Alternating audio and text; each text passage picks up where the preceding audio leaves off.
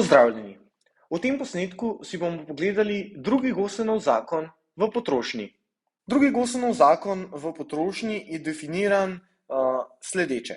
Mejna koristnost prve dobrine skozi cena prve dobrine je enaka mejni koristnosti druge dobrine skozi cena druge dobrine, je enaka v splošnem mejni koristnosti posamezne dobrine, deljeno s cena posamezne dobrine in vse skupaj pa je enako mejni koristnosti denarja. Za drugi Gaussov zakon v potrošnji potrebujemo sledeče 4 predpostavke.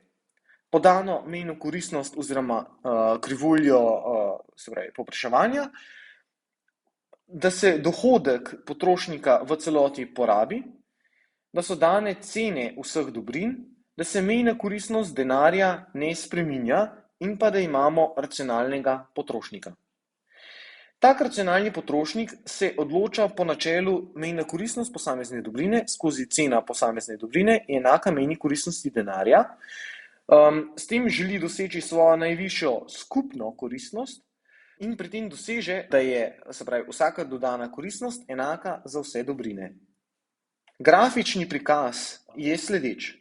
Narišemo najprej osnoven graf, narišemo premico, ki se premika v tretjo dimenzijo, vrišemo za ta primer 3, lahko pa tudi manj različnih grafov, torej najprej koordinate, ki jih označimo z ceno posamezne dobrine, v tem primeru A, in količino posamezne dobrine A, in to ponovimo za vse 3 grafe.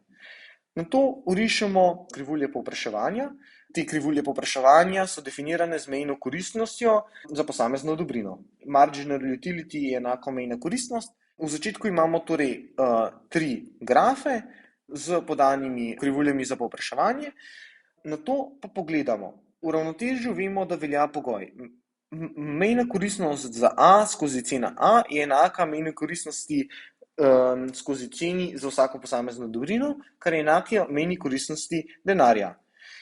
Določimo velikost mejne koristnosti denarja, da bo taka konkretno. Če boste imeli v primeru računske naloge, je ta seveda jasna iz danih podatkov, vendar pa za potrebe risanja tega grafa in pa tega posnetka predpostavimo mejna koristnost denarja tako visoka.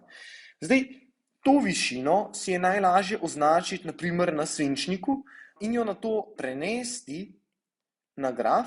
Te višine ustrezajo, prenesemo še na drugo in na koncu bomo imeli 3 te višine, ki jih nato medsebojno povežemo in dobimo nekakšno lestev. V primeru, da se dohodek dvigne, se mejna koristnost denarja jasno zniža, kar pomeni, da bo ta višina nižja. Ponovimo postopek, to višino prenesemo na grafe in kjer ta višina zadene krivuljo za povpraševanje, tam imamo definirano količino. To ponovimo za vse 3 grafe, jih povežemo in dobimo ponovno lestvico. Pomembno za drugi Gaussov zakon pa je po drugi strani za njegov alternativni prikaz, so pa tudi krivulje ravnodušnosti in pa dohodkovna premica. Pa najprej spoznajmo krivulje ravnodušnosti. Krivulje ravnodušnosti nam dejansko kažejo substitucijo med dobrinami x in y. Krivulja nam kaže vsa razmerja, po katerih lahko dobrini x in y menjamo, zato da bomo ohranili enako stopnjo zadovoljstva. Zadovoljstvo na celotni tej krivulji je enako utility 1, se pravi neki skupni koristnosti. Naklon te krivulje v posamezni točki pa nam pove, v kakšnem razmerju smo med dobrinami ravnodušni. S kakšnim razmerjem lahko dobrini menjamo, s tem, da ohranimo enako skupno koristnost. Zaradi prvega Gaussovega zakona, ki smo ga spoznali v prejšnjih posnetkih, vemo, da mejna koristnost posamezne dobrine pada, kar pomeni, da se ta krivulja ravnodušnosti dejansko ukrivi in vedno bolj v desno moramo izpad dobrine y nadomestiti z vedno večjim dodatkom dobrine x. Recimo, če se vzamemo tukaj 1 cm, tako rekoč na grafu 1 cm izpada dobrine y, smo nadomestili s takim dodatkom dobrine x, medtem ko če tukaj spet dodamo isti izpad dobrine y, je razlika v količini dobrine x, s katerim nadomestimo izpad dobrine y, zelo velika. Ali če gledamo obratno, z enako količino x nadomestimo vedno manj dobrine y. Temu naklonu krivulje ravnodušnosti v posamezni točki rečemo mejna stopnja substitutivnosti med dobrinami, torej koliko y zamenjamo za koliko x. V levo ta, se pravi, mejna stopnja substitutivnosti narašča, v desno pa jasno pada, kot smo pojasnili zgoraj. Pomembno je tudi, da obstaja neskončna količina krivulj ravnodušnosti, pri čemer moramo vedeti, da na neki točki dosežemo točko saturacije, dosežemo najvišjo možno skupno koristnost. Krivulje ravnodušnosti torej jih je neskončno, vendar se v nobeni točki ne sekajo. Indiferenčne krivulje se ne morejo sekati, zato ker na eni indiferenčni krivulji ležijo točke, ki nam prikazujejo vse kombinacije dobrin x in y, med katerimi je potrošnik ravnodušen. To pomeni, da je potrošnik ravnodušen med kombinacijo dobrin iz točke A in med kombinacijo dobrin iz točke B, in se pravi še v vseh ostalih kombinacijah dobrin iz te indiferenčne krivulje. Prav tako je po definiciji potrošnik ravnodušen med vsemi kombinacijami dobrin iz druge indiferenčne krivulje, torej je indiferenčen tudi med točko B in C. Posledično, ker je potrošnik ravnodušen med točko A in B in točko B in C, je zaradi tranzitivnosti ravnodušen tudi med točko A in C. To kontrira definiciji indiferenčnih krivulj, saj ne moreta dve točki, med katerima je potrošnik ravnodušen, ležati na različnih indiferenčnih krivuljah. Posledično se indiferenčne krivulje nikoli ne morejo sekati. Krivulje ravnodušnosti se pojavljajo v različnih oblikah. Dve skrajni možnosti sta krivulja ravnodušnosti za popolne substitute in pa krivulja ravnodušnosti za komplemente. Pa si pogledamo najprej krivuljo ravnodušnosti za substitute oziroma popolne substitute. To, da sta dobrini substituta, pomeni, da lahko izpad neke dobrine, se pravi dobrine x, nadomestimo z nekakšnim povečanjem dobrine y, oziroma obratno, da lahko zmanjšanje dobrine y kompenziramo s povečanjem dobrine x.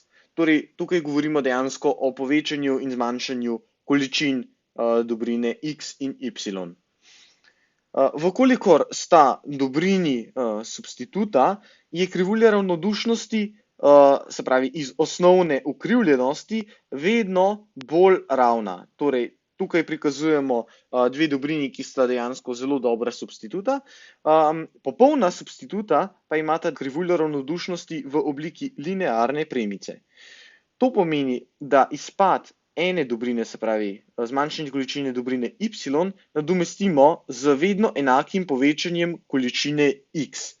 Kar pomeni, da je mejna stopnja substitutivnosti med dobrinama ves čas enaka. Medtem pa poznamo tudi komplemente. Komplementi pa so optimizirani zgolj v eni točki in povečevanja izpada ene dobrine ne moremo nadomestiti niti s tako velikim povečevanjem druge dobrine. Torej, če smo mi v tej točki in le malo zmanjšamo y, vidimo, da ga ne moremo nadomestiti niti z neskončnim povečanjem x. Na višjo krivuljo ravnodušnosti z višjo, se pravi, skupno koristnostjo, lahko pa skočimo, če povečamo obe dobrini v razmerju, v katerem sta bili v začetku. Če rabimo nx pa ny, bomo na novo krivuljo prišli, če dobimo 2y pa 2x. To je zdaj zgolj primer, lahko imate pač poljubne možnosti kombinacije obeh dobrin. Krivulje komplementov imajo značilno pravokotno obliko v koordinatnem sistemu.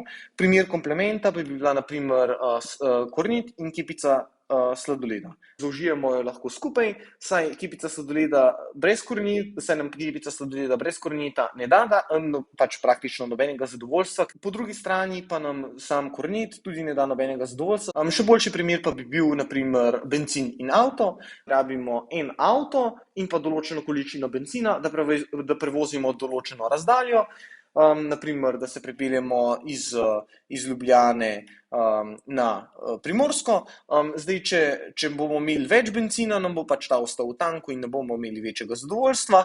Isto pa, če ga pa ne bo, se pravi, če pa sploh ne bomo imeli bencina ali pa če bomo imeli neomejeno količino bencina in nobenega avta, pa se ne bomo mogli sploh nikamor prepeljati, kar pomeni, da tudi ne bomo zadovoljni. Drugi del, o katerem sem govoril zgoraj, ki je pomemben za drugi Gaussov zakon, pa je dohodkovna premica. Zdaj, dohodkovna premica prikazuje objektivno stopnjo substitutivnosti med posameznima dobrinama x in y.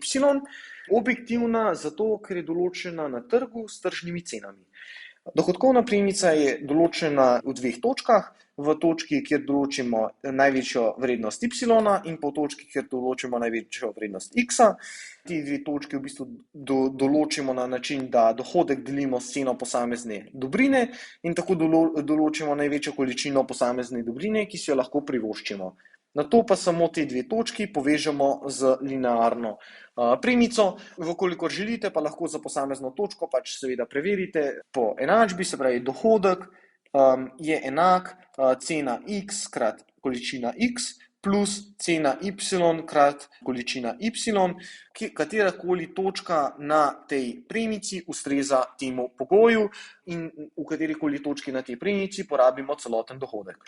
Za prikaz drugega Gaussovega zakona moramo združiti dohodkovno premico in krivulje ravnodušnosti. Torej, združiti moramo objektivno, se pravi objektivno zamenljivost na trgu in pa subjektivno, torej subjektivne preference in zamenljivost dobrin za vsakega posameznika. Ponovno narišemo dohodkovno premico in krivuljo ravnodušnosti, izpišemo enačbi, ki nam ponazorita torej naklon posamezne premice. V primeru krivulje ravnodušnosti gre za krivuljo, zato gledamo odvod te krivulje in vidimo, da je ta odvod mejna koristnost dobrine x skozi mejna koristnost dobrine y, medtem ko pri dohodkovni premici imamo ta objektivni element cen in je razmerje zamenljivosti med dobrino y in dobrino x enako razmerju med ceno dobrine x in ceno dobrine y. Torej, kot vidimo, objektivno in pa subjektivno, se pravi objektivno iz trga in subjektivno za vsakega posameznika. Če oba grafa združimo v en graf, lahko v točki, kjer je torej krivulja ravnodušnosti tangenta na dohodkovno premico, v tej točki doseže potrošnik optimum. V tej točki vemo, da je naklon krivulje ravnodušnosti enak mejni koristnosti x skozi mejno koristnost y, istočasno pa vemo, da je iz dohodkovne premice ta naklon enak razmerju med ceno x in ceno y. Vzamemo samo drugi del enačbe, se pravi mejna koristnost x skozi mejna koristnost y enaka ceni x skozi ceni y. Enačbo preoblikujemo in dobimo, da je mejna koristnost x skozi cena x enaka mejni koristnosti y skozi cena y, kar je drugi Gaussov zakon, kot smo ga spoznali zgoraj. Najlepša hvala, da ste si ogledali ta posnetek. Upamo, da smo vam uspešno razložili snov. Vkolikor imate še kakršnakoli vprašanja, se brez problema obrnite na nas. Se vidimo v naslednjem posnetku. Adijo!